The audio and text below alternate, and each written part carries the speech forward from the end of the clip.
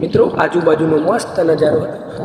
આપણે તો નીકળી ગયા આજે તો ગામડાની અંદરના ખેતરનો વિડીયો બનાવવા માટે. મિત્રો બાવીમાં છીએ. મિત્રો આજે હું બતાવવાનો છું મિત્રો આ ખેતર છે જેમાં અમે મેથી અને ફ્લાવર એક સાથે કરીશું તે કઈ રીતના સંભવ હોઈ શકે છે.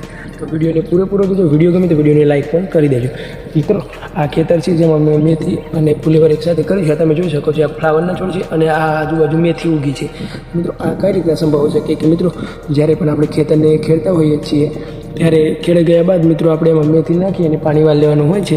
પાણી વળી ગયા પછી 2-3 દિવસે આ ખેતરમાં પાણી જે વધ્યું હોય એ સુકાઈ જાય. ત્યાર પછી આપણે દોરી આ રીતના પટ્ટામાં કંઈક દોરી આ બાજુ એક મૂકવાની, એક પહેલાં છેડે મૂકી અને લાઈન પાડી અને ફુલેવરના છોડ રોપી દેવાના હોય છે.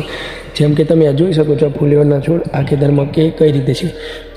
તો મિત્રો આજનો વિડીયો ગમ્યો હોય તો વિડીયોને લાઈક અને ચેનલને પર સબસ્ક્રાઈબ કરી દેજો.